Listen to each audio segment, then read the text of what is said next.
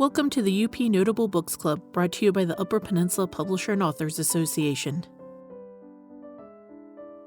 4 members of the Marquette Poets Circle, Marty Achatz, Milton J. Bates, Lisa Fosmo, and Beverly Matherne, will be speaking about Superior Voyage, the group's second anthology. The Marquette Poets Circle was formed in 2012 by Matt Maki, Claudia Drosen, and Janeen Pergrin Rastall to celebrate poetry and guide each member in finding his or her inner poet. In a true spirit of community, the Circle has held workshops, open mic nights, and readings for more than a decade. Superior Voyage includes the work of no less than 42 poets, with each contributor fielding 2 to 6 entries. We're all here tonight to talk about Superior Voyage. Thank you so much for coming. And our next meeting is going to be on it's always the second Thursday of the month. So that is going to be, I'm just checking my calendar now, if that's not going to work either. November something, let's see. No, I can't get it to work. November something, the second Thursday in November. And we are going to be doing Shipwrecked and Rescued. So it's a very short book. It's only, I checked today, it's only about 85 pages and lots of graphics and pictures. So it should be a quick read for anybody interested. Please read and join us. And Victor, did you do your UPPAA chat? UPPAA chat? We're just about to do that. Perfect. Take it away. I'm the president of the Upper Peninsula Publishers and Authors Association, which some people call UPPAA or other people call UPPAA. Either way, it's UPPAA.org, and we invite everyone who's a poet, a writer, who wants to be a poet or writer. Please come and join us, join our great little gang here. And you can get, includes free admission to our conference coming up in May 18th, 2024 in Marquette at the beautiful Peter White Library.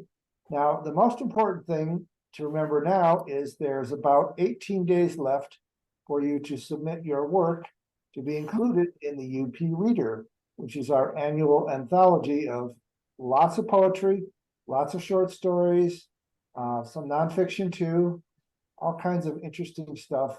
And the only thing you have to do to participate is to join UPPAA and submit your work by November 15th, 2023 to appear in volume 8, which is going to be released on or about April 15th-ish, 2024.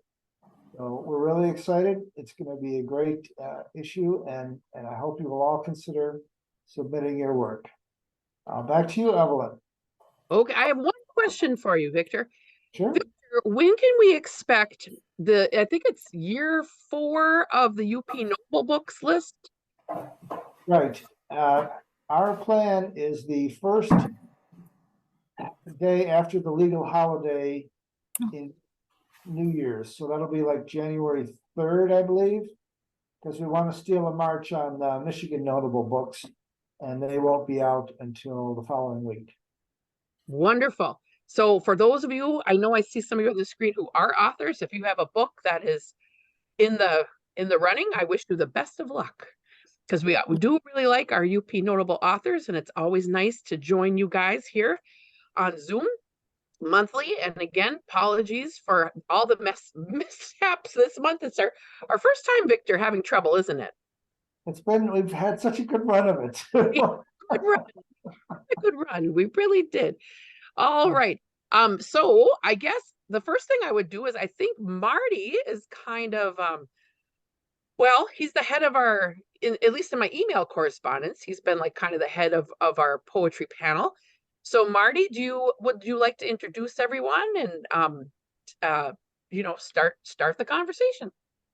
Sure. I wasn't sure what the format was going to be. So I'm Marty Achatz, and we have joining us tonight Milton Bates, Beverly Matherne, and Lisa Fosmo.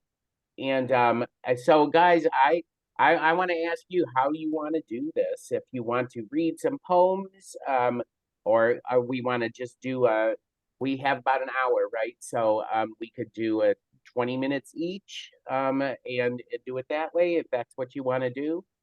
Does that sound good to everybody? Sure, I'm flexible, whatever you choose. Okay. Yeah. Now, do we want to do rock, paper, scissors to see who goes first? Why don't we just do alphabetical order? I Oh, agree.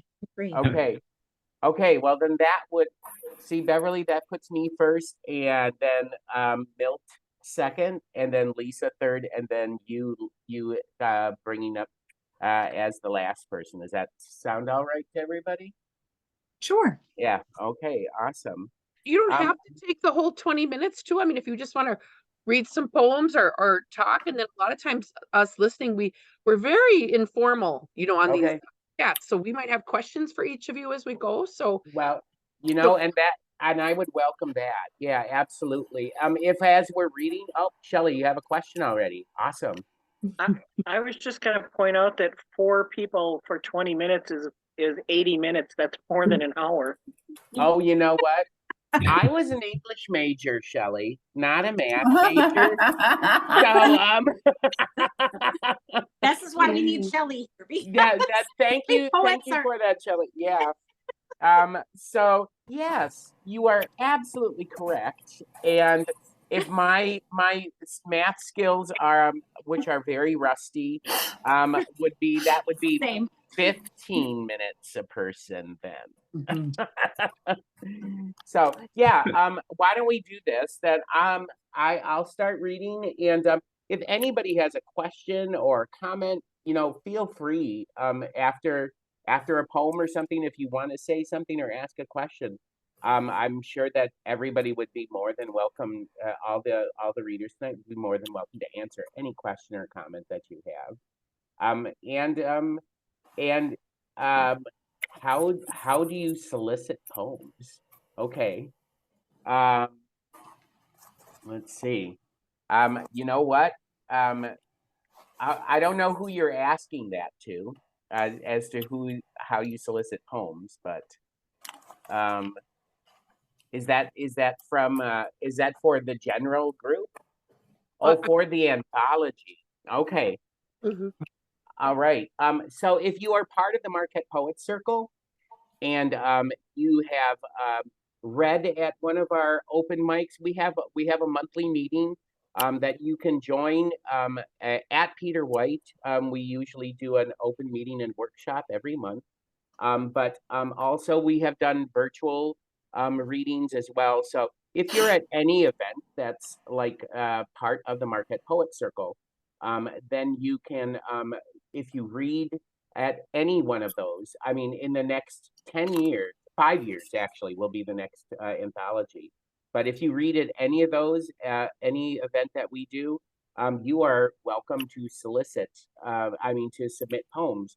And Rick is very good. Rick Rastall, who is our wonderful, wonderful editor of, he does so much work, and he and his wife, Janeen, are just the saints of the Marquette Poets Circle. And they are the ones that, Rick is the one that pulls the anthology together.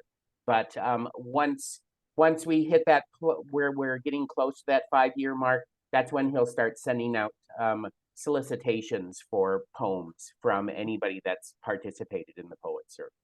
So that's how it works. So everybody that's in this anthology has either read at a Poet Circle reading, open mic, or has participated in some Poet Circle event in the last 5 years. So that's how that works. Okay. All right. Well, I'm going to read a few poems here. And like I said, please feel free to interrupt and ask any question that you want. We're already at 7:14, so I might not read for 15 minutes because I want to give everybody else plenty of time to read tonight too. So I'll read a few poems that I have in the anthology, and then maybe one new poem that I have that's not in the anthology as well. But I'm going to start out with my poem, "The Quiet Man," which was just published in the Marquette Monthly. I was really, really happy to see that, and people seem to really like this poem. So this is called "The Quiet Man," and as poets, and I know that everybody who's poets here or writers here can attest, when your family knows that you're a poet, you become the family poet laureate, and they expect you to write poems for everything and anything that happens, weddings, baptisms, anything like that. This particular poem I wrote that I'm going to read is a poem that I wrote on the occasion of my father's funeral. So this is called The Quiet Man. Last night, I dreamed my dad and John Wayne were sitting around a campfire, eating peaches out of a can. Stars thick as cattle herds milled above them, and the prairie grass hummed some sweet old song like Red River Valley or Shenandoah. I'm not sure if it was heaven, but my father was young and perfect, the hook of his back as straight as a railroad spike. Duke was young too, the retired prize fighter who chased Maureen O'Hara through the green Galway countryside.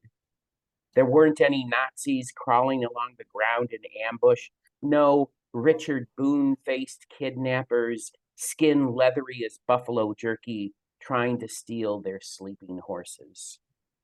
I'm not sure if you can smell in dreams, but I remember smelling manure and smoke and something else, maybe the coming of rain. My dad and Duke didn't talk, just forked golden crescents into their mouths, looking as if they were eating solar eclipse after solar eclipse. Their forks made hollow cowbell noises in the dark. When they were done, they tipped the cans to their lips, drank the syrup inside until it ran down their chins. I kept waiting for something more to happen, a runaway stagecoach to crash through, or a baby elephant nosing for hay. Instead, my dad took a deck of cards from his pocket, started dealing. They played gin rummy, hand after hand. My dad let John Wayne win because he was John Wayne, and because that's what my dad did every morning with my mother for years and years. He did it because it was a habit of love. Maybe that's the name of this movie, Habit of Love. It starts out simply enough. 2 cards dealt face up, the king and queen of hearts.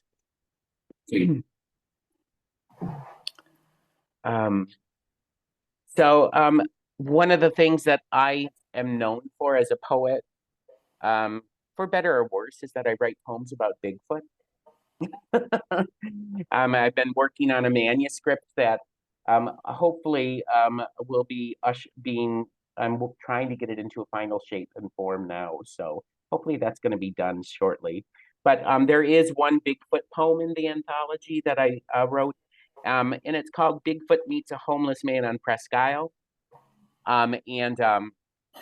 So I'll read this poem, and you know what? And we're getting to that point where I want to turn it over to somebody else to read too, because I want these other wonderful, wonderful poets to be able to read as much as they can. So I will just read this next poem, and then I'll turn it over to our next reader, which will be Milton Bates. So this is called Bigfoot Meets a Homeless Man on Presque Isle. And I can tell you the reason that I wrote this poem was because I was at church one Sunday, and sitting around, it was a Methodist church, and so they always have really good food at Methodist churches. I've learned this. Well, they were talking about the homeless problem that the problem that they have in Marquette, and it really bothered me that they use that term homeless problem instead of talking about homeless people and how to help people.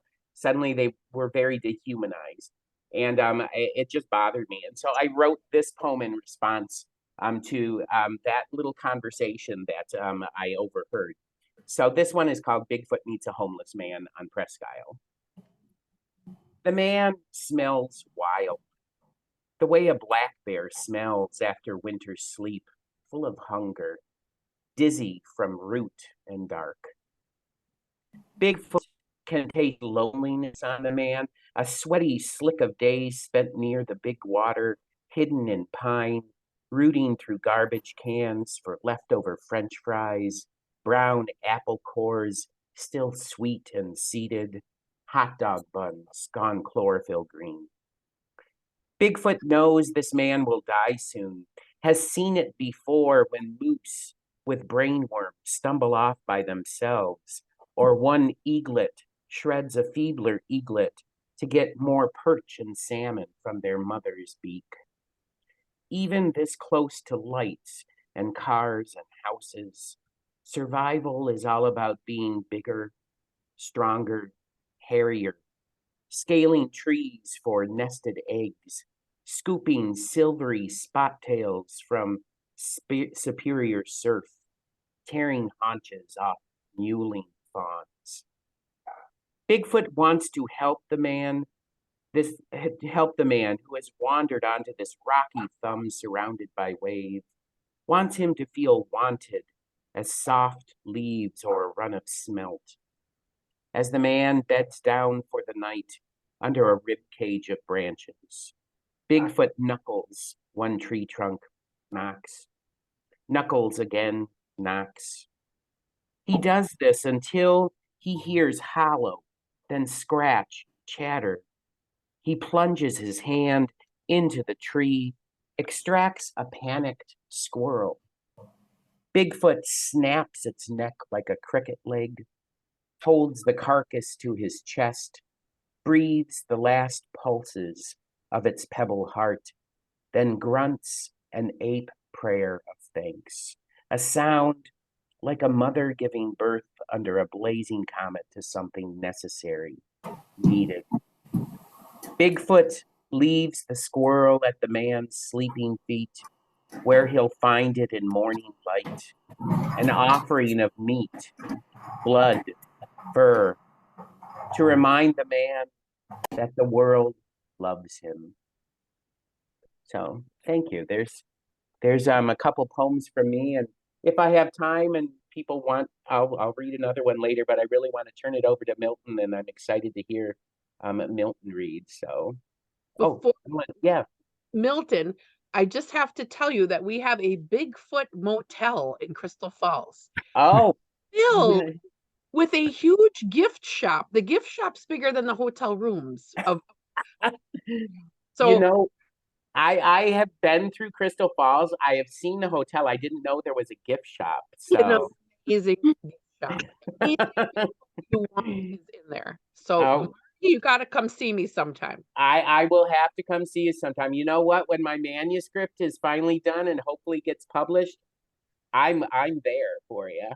That's good. We'll stock their shelves with it. I'm sure they'll buy some copies. Awesome. All right. Well, Milton, why don't you take over? Okay, I will do that. Thank you, Marty. I'm going to follow Marty's good example and read two poems so I can give a little bit of background on each one. And if we have extra time, so much the better, but I hope there will also be questions from listeners in. The first poem is the only one of a half a dozen of mine in the anthology that was not published before. A lot of them, the others are reprints, but this one appears for the first time in the anthology, and it deals with a historical event that took place in April of 2015. And I have to give credit for the poem in part to one of our listeners. I noticed that Janeen Rastall is with us this evening, and she and her husband, Rick, probably deserve more credit than anyone else for the production of the anthology. But in particular, she deserves credit for this poem because at one of our open mics, she challenged me to take this on as a subject and see what I could do with it. Well, it took a lot of research to work up the poem, but what really hooked me, I'll tell you in a moment about the hook. But the title of the poem is Missing Sisters Found Safe. And the date is April 27th of 2015. It's when two sisters from out of state took a road trip to visit a third sister in Ishpeming. And then they traveled east to get to Mackinac City. However, they decided to take a detour and get a look at Tequamanon Falls. And in the process, they got lost on a 2-track, and they weren't found till 13 days later. So it sounds pretty grim, but for me, the hook, as far as the subject matter, was the cuisine that they brought with them for that adventure. And it was Girl Scout cookies and cheese puffs. It has actually been immortalized on a sign that is now planted on the site where they were rescued by the state police. And if I can show it to you, it's a picture also taken by Janeen very recently. So I printed it up, or my wife printed it up, and you'll see this historical marker if you visit the Crisp Point Lighthouse nearby, the Crisp Point Lighthouse. So I don't know if you can read it from there. Okay, I'll read it for you. At this spot on April 24th, 2015, the Michigan State Police rescued 2 sisters from Oklahoma and Nebraska who had their SUV stuck in the snow for 13 days. The sisters survived on Girl Scout cookies, Cheetos, and other snack foods they had with them. That's probably the only time that the word Cheetos has actually appeared on a historical marker in Michigan. But there it is. Okay. I had a lot of help from the newspapers. I did a online search to find out as much as I could about the sisters and how they got lost and what they did while they were lost. But a lot of it I had to fill in the blanks. And so some of this is purely fiction, but I hope plausible fiction. So here goes. Missing sisters found safe.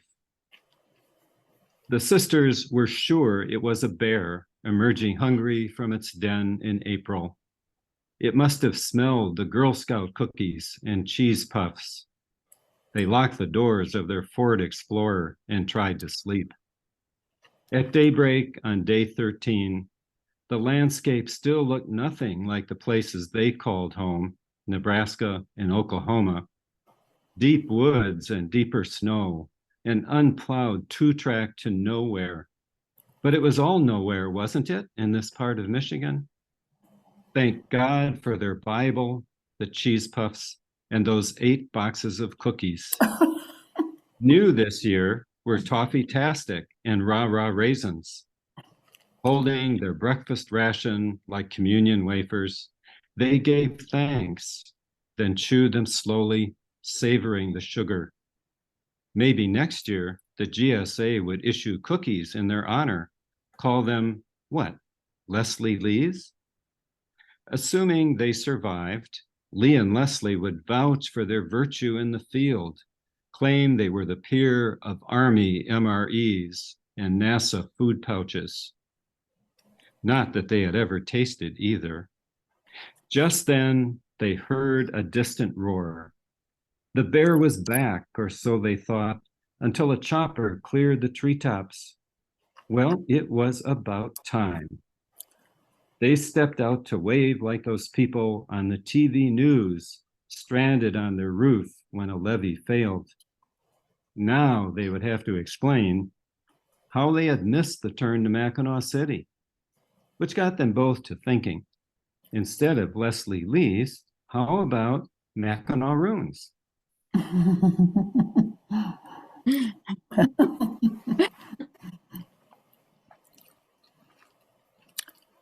Okay, at the end of this upcoming winter, there will be a spring this year, and with spring comes thaw, and that in fact is the title of my next and last poem that I'll be reading.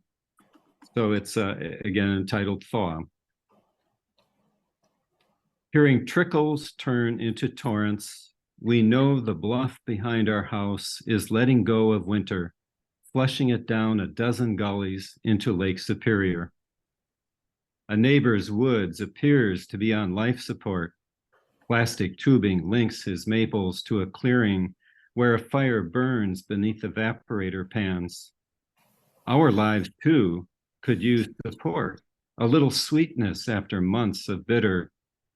Why not connect those drip lines directly to our veins and save the firewood? Last week, my brother showed me the blisters on his palms, all he had to show for shoveling crushed stone onto 50 yards of liquid clay. The frost is unimpressed by his exertions.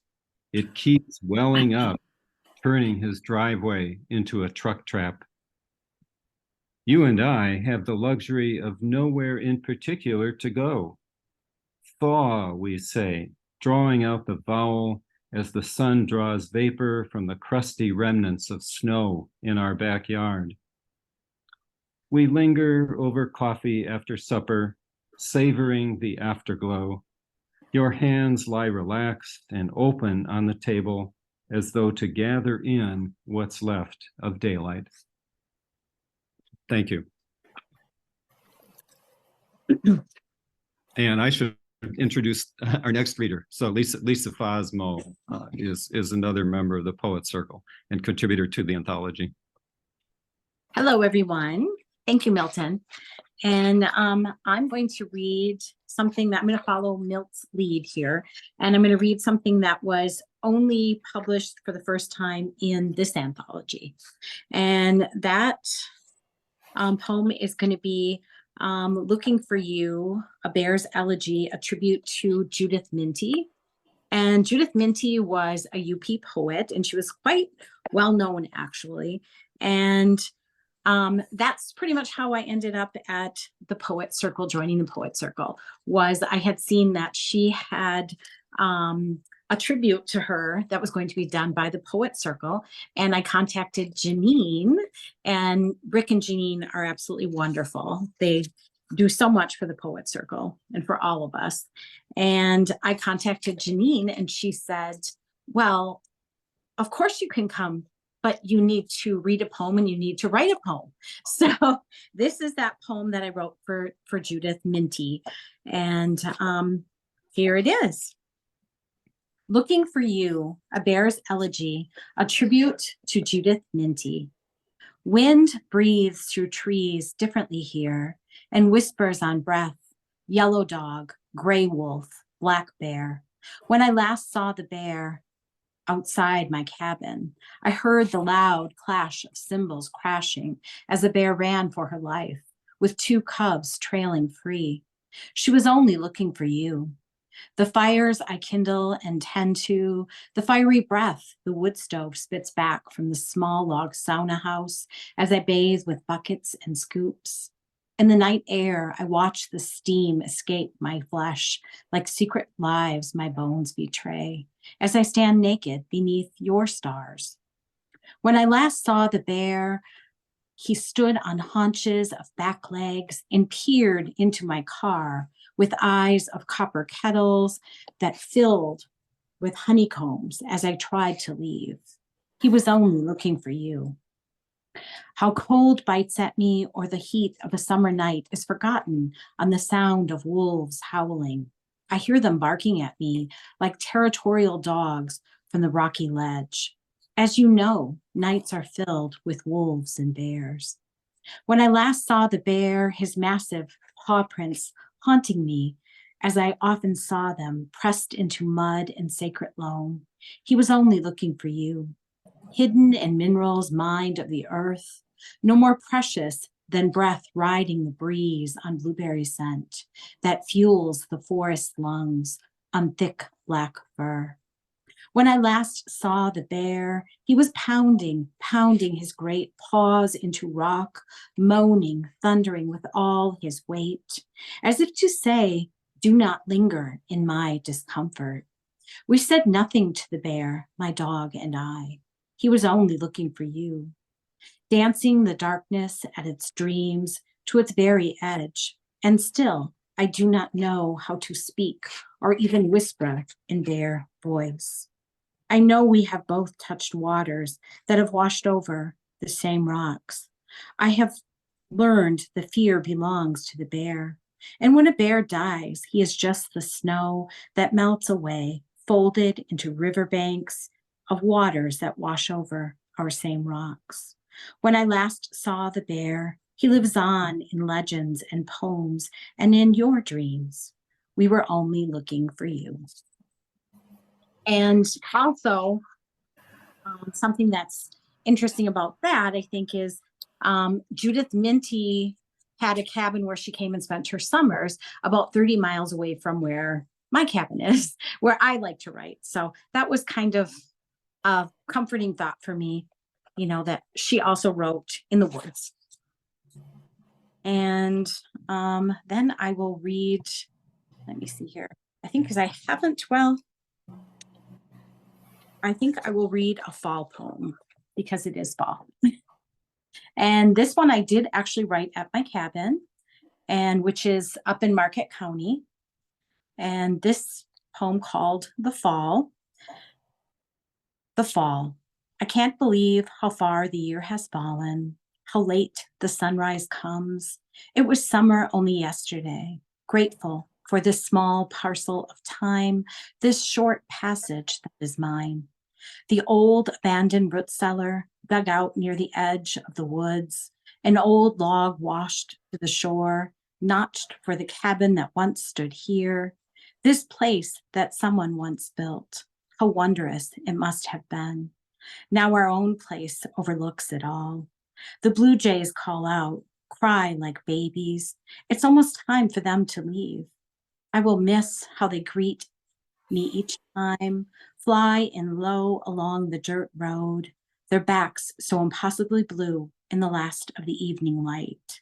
We have gathered the season's fallen nests, enchanted by the mastery, the crochet of grasses, twigs, and bark leather. The gifts they have held that sing us home. When we have long gone, who will stand in wonder of our timber bones? And those are the two poems that I'm going to read. I don't know if anybody has any questions. But Lisa, I'd like to, can you tell us about that painting behind you? It just seemed ironic that you're reading about bear and you got a wonderful bear painting. That is I can only see half of it though. I'll move it a little so you can see it. I was worried my cat would end up in here because he keeps jumping on my desk.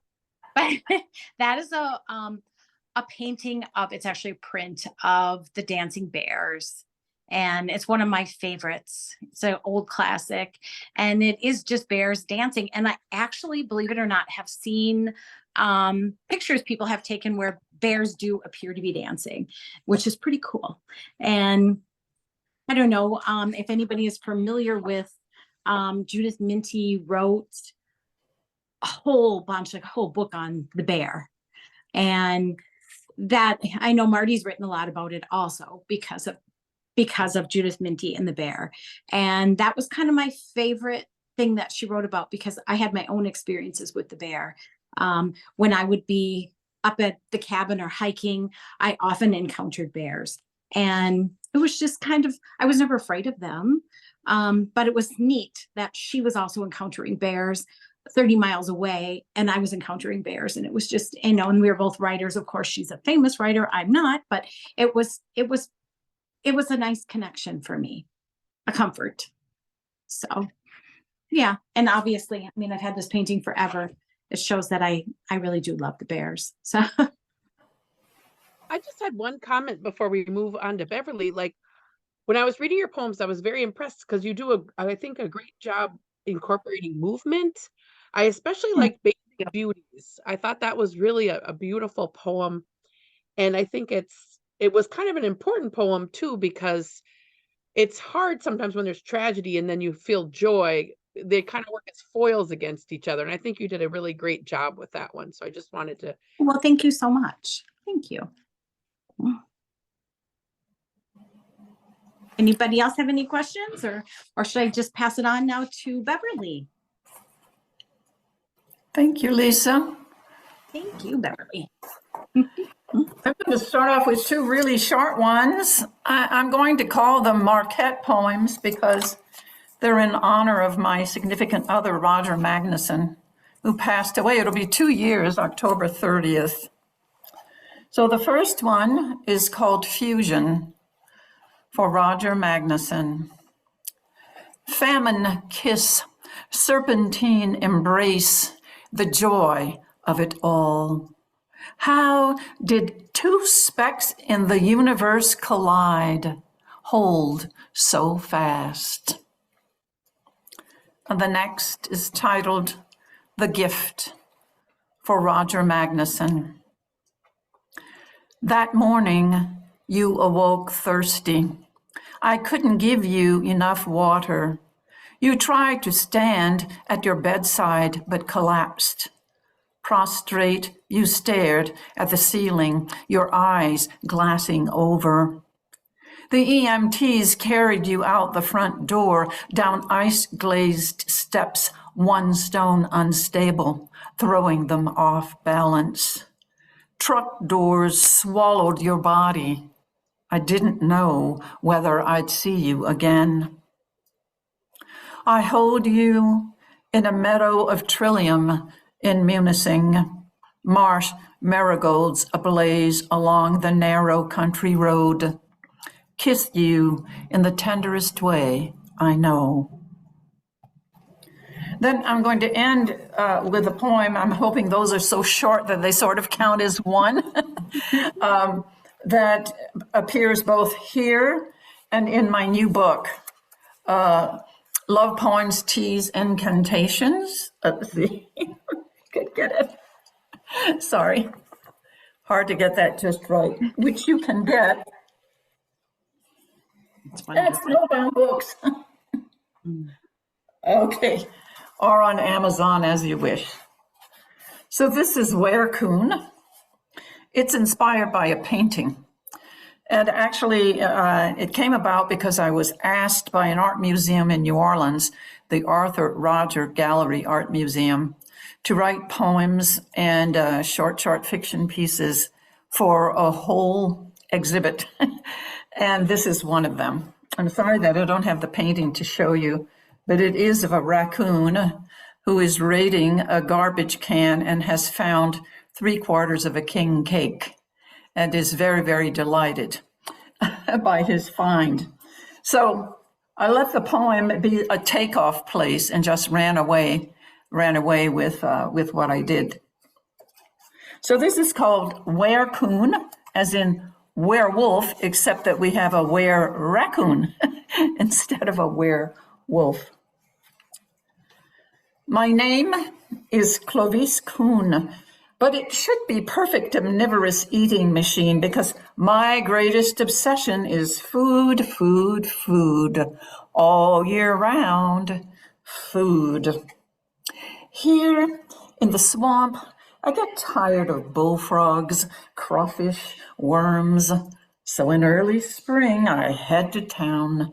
There's nothing like roadkill, like lapping up the splat of a dead rat or doe. As weather gets warmer and skies bluer, I raid backyard gardens, small fields, before everything gets canned for winter or packed over for the French market. In March, my middle name is Ravenous. I devour all the young asparagus shoots, all the cauliflower I want. By April, I'm foraging beets and cabbage. By May, I'm laying waste blueberry bushes, carrying off cukes. You'll see me plundering the blackberry patch in June, paws and mug stained purple. I'm gathering figs by August, some sour and rotting. I'm looting the grapevines. Give me rancid grapes. Give me overripe watermelon covered with mold. I'm raising the corn patch. Give me kernels, fat and crunchy.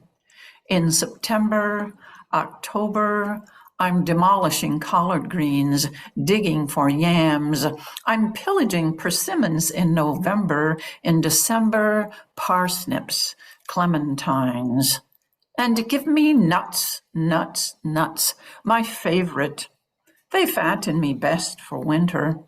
I get all the acorns I want in the swamp, but here in town, I'm ransacking cupboards and pantries for pecans, filberts. I'm raiding groves once aphids set in, caterpillars and larvae set in, boring holes in shells. Now, is February, and my cousin, Alphonse Kuhn, invites me to a king cake party in New Orleans. Well, I already got a mask. Who's going to know whether I'm a raccoon or a petit Frenchman in disguise?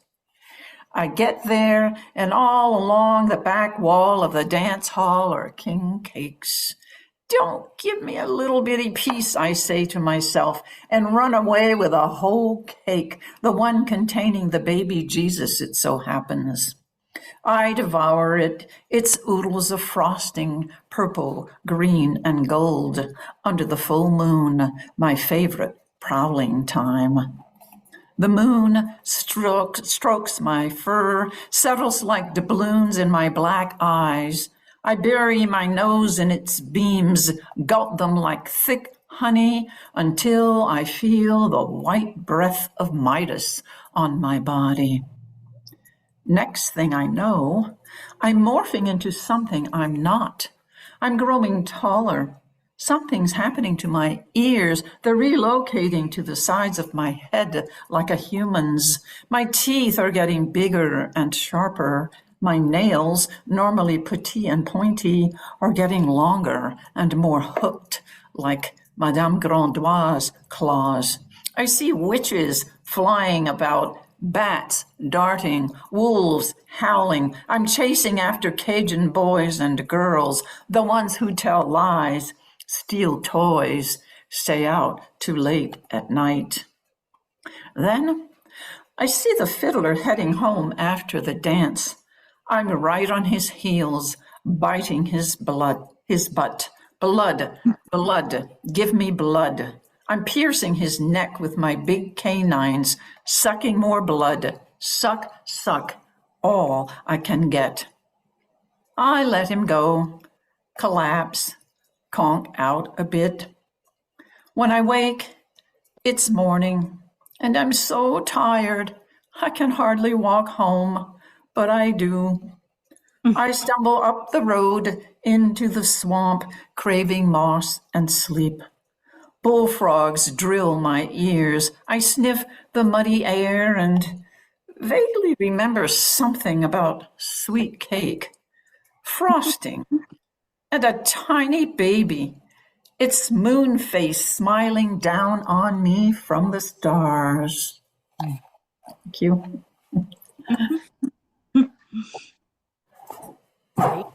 Thank you, Beverly. Those were nice. Thank you.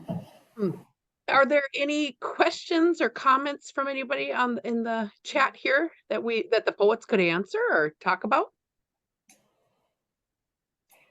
Well, I've got one thing to start it rolling. You know, Marty, it's so nice to hear you poets read the poems.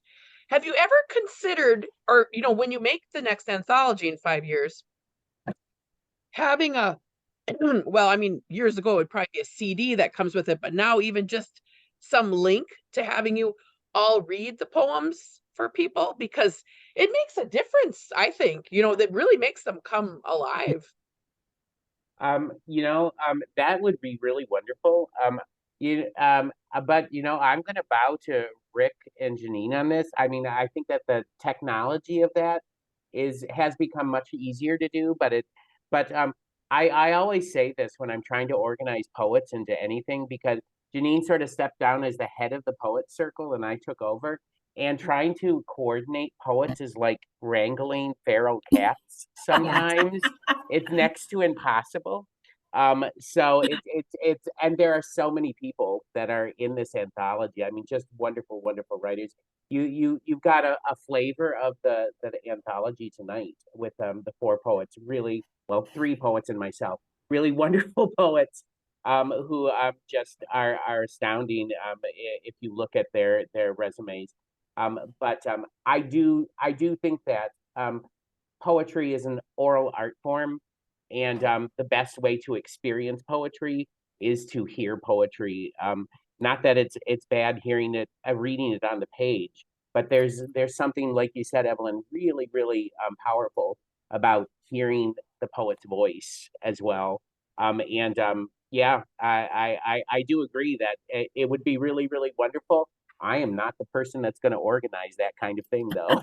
But if I may say, Janeen Rastall is quite aware of the power of the spoken voice and has organized quite a number of shows in which we have read our poems and we have paired them with paintings or with various kinds of images. And in the actual exhibit, you can, so to speak, press a button and hear the poet reading the poem, and those have been just wonderful. Yeah. Yes. Too, I mean, where else can you get an anthology of poetry where two of the poets have poems about roadkill, and those two poets are with us tonight? Okay, Beverly and Milton, I'd like to see a little more roadkill in the next. I hope the seasons did throw you for a loop. They're quite different in Louisiana compared to here. Oh, Janeen just put in the comments that the Gordon Publications website, which is Gordon Publications is the one that put out the anthology, has recordings, has many of the recordings from the Superior Voyage book launch. So you could go to the website for Gordon Publications and hear more of the poets. Oh, yeah. Because we did have a big book launch where many of the poets were there reading. So that's a good point. And also, I would just like to say quickly that I have a new book out also. And I have a launch coming up on November 6th at Peter White Public Library. And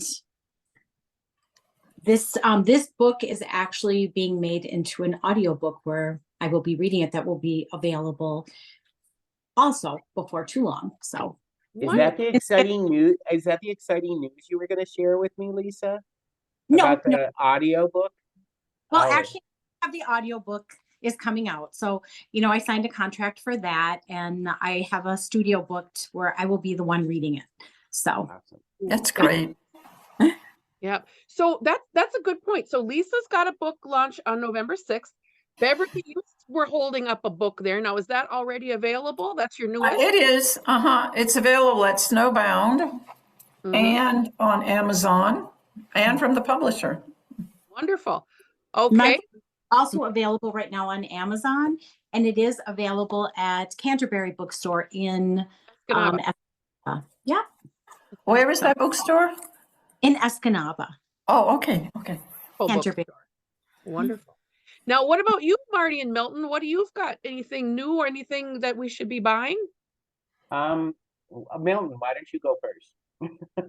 Okay, oops. No, yeah. Okay, I'm good. I got the microphone going. I have a collection called Stand Still in the Light, and that is available on Amazon, of course, but also through Snowbound Books. I think they had 1 or 2 copies left. I know there are several copies at the Regional History Museum in Marquette, and there's also a gift shop on Washington Street. I think it's Finlandia Gifts had a number of copies for a while. They may be sold out, but anyway, the place I'm sure it's available would be the History Center. And then there are 2 chapbooks, some of which are available on Amazon. Bookstores don't like to carry chapbooks because they're so thin that they disappear. The spines disappear between the larger books. But actually, in my case, the collection includes most of the poems in the chapbooks anyway. So that's the volume to look for. There's another in the works, but it's still circulating, looking for a home. Thank you, Marty. Well, for me, I mean, if you really are into the Bigfoot stuff, I have I have 2 spoken word albums. One is called Slow Dancing with Bigfoot. And also the other one is called Christmas with Bigfoot. And Slow Dancing with Bigfoot has a lot of the Bigfoot poems on it. Christmas with Bigfoot has both poems and essays on it. And it was a collaboration with a band whose leader I know and really well is a good friend of mine called Streaking in Tongues. And so those two spoken word albums are available through Bandcamp on Amazon. you can get those. I do have a collection. It's a little older now, but it's called Mysteries of the Rosary, which you can get through Amazon. And I'm also currently working on a third spoken word album. I'm thinking this is going to be the last Bigfoot one of spoken word, and it's called Jazzing with Bigfoot. So that should be coming out probably at the beginning of January, I think. So exciting, like a trilogy of spoken word Bigfoot. with Wow. music, yeah, it's a really wonderful. I think pairing music and poetry, it's just a natural thing. And working with Ronnie from Streaking in Tongues has been a really wonderful collaboration with me. I mean, he gets me, and which not a lot of people do in my life sometimes, including my family. So yeah, it's been a really wonderful collaboration for me. Mhm. I will did say, want- Sorry. oh, sorry. I will say this much. I have all of the works of these people, and they are all fabulous. So I can attest to that. I did want to mention that for the first time in my life, I am going to be writing a book that is strictly UP based. And because of that, it will not be a bilingual book. My books usually are in both French and English.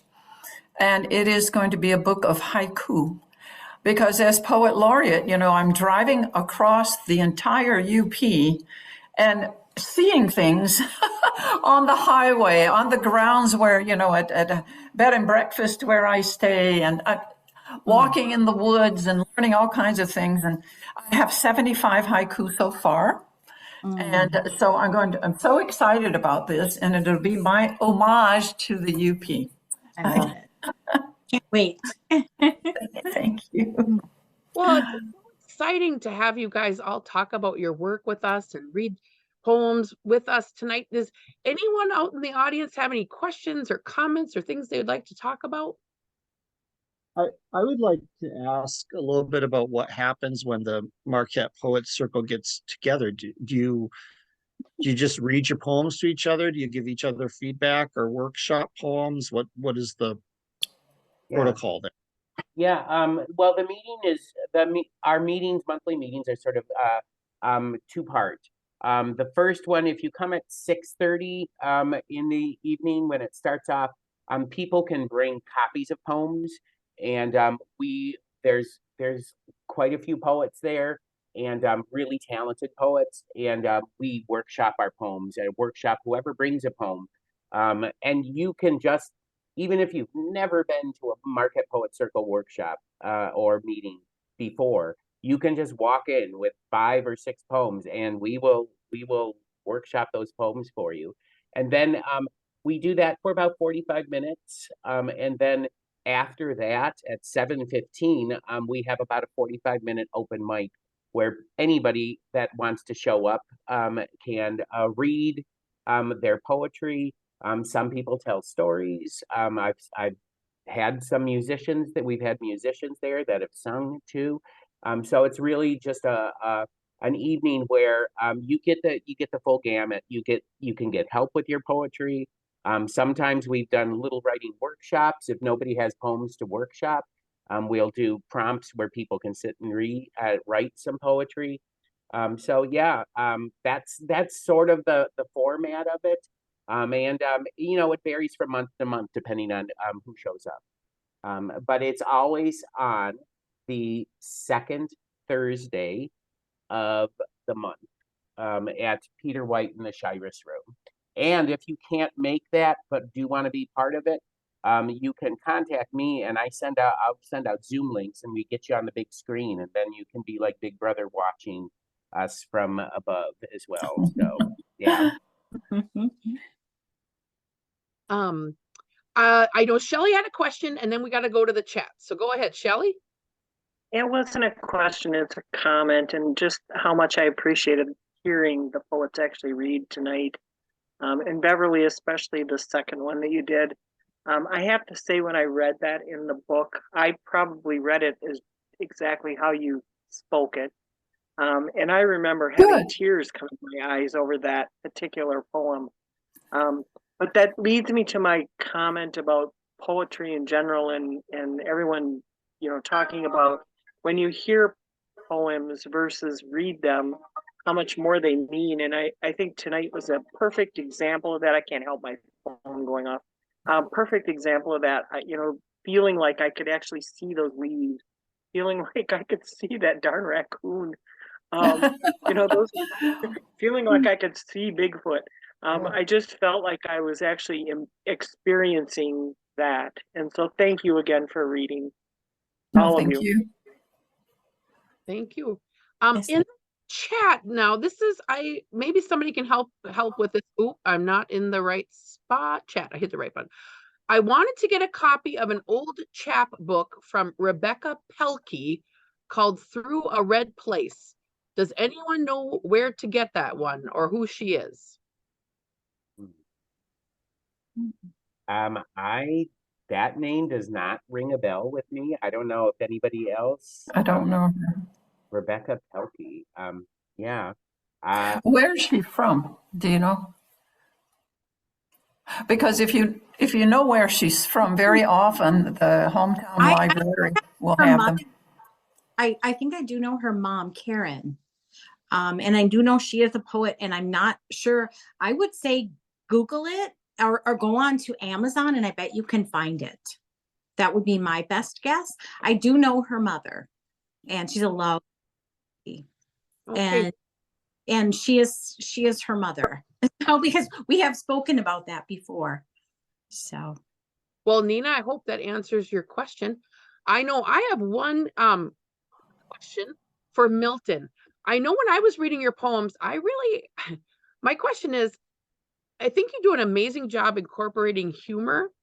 And I know as a reader, I always love reading things that are humorous, but I don't think that's easy to do. Do you have any tricks on how you make that happen so well? Well, I'm glad that let's see if I've got a microphone. Yeah, I do.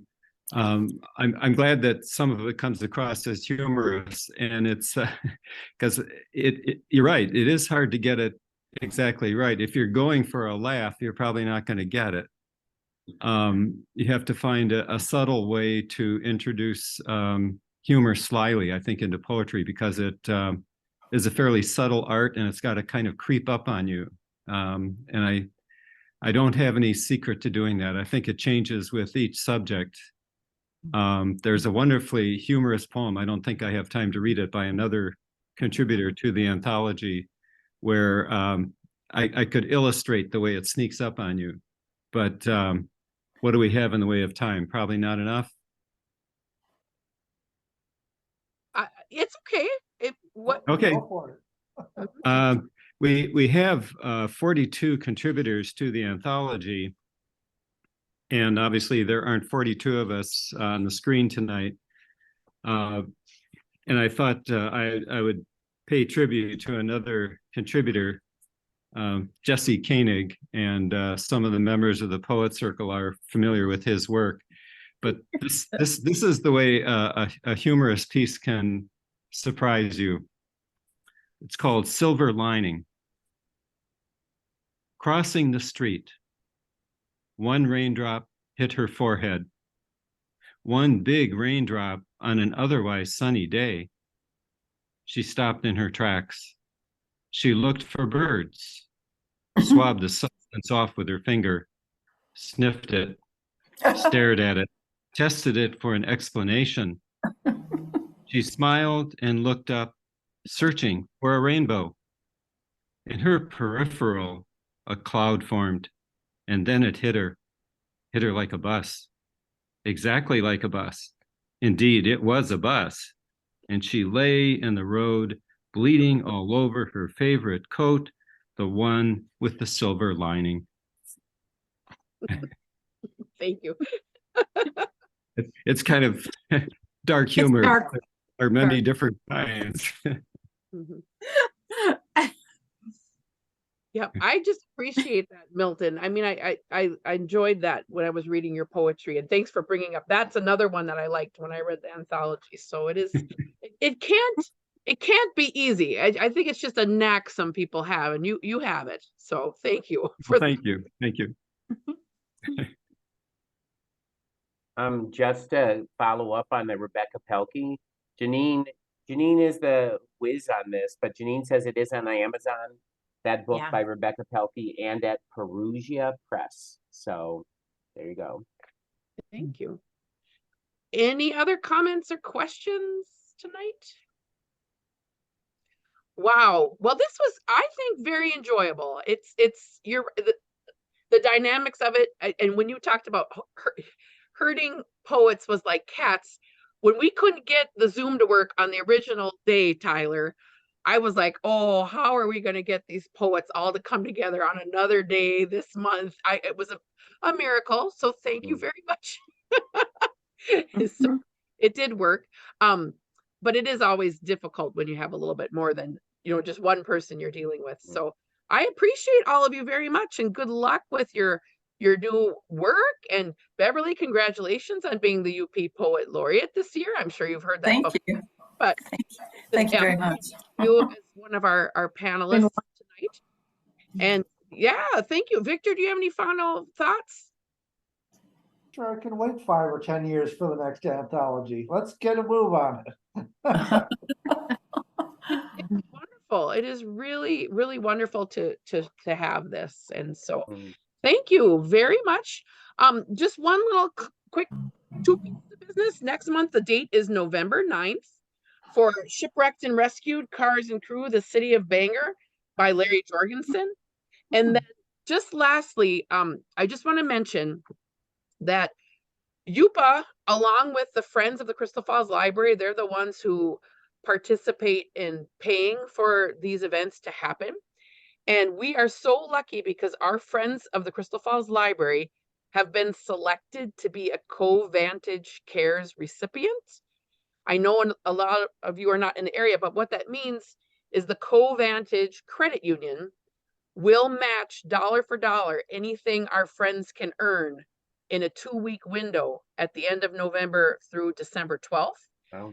So I'll be sending some information in the emails about that in case anybody feels like donating, because the friends do a lot of work for us. And like I say, any dollar we get donated during that time will be doubled by the credit union, which is amazing. And lots of planning we will be doing. We've got 15 full days here at the library of stuff we'll be doing to try to shake some money out of people's pockets. But you guys always are good helpers to everything we do. So thank you for that. And you'll hear more about that later. And thank you everyone for helping us out. And we'll see you in the future. Hopefully some of us, I'd like to go to one of those Marquette Circle meetings. How about you, Tyler?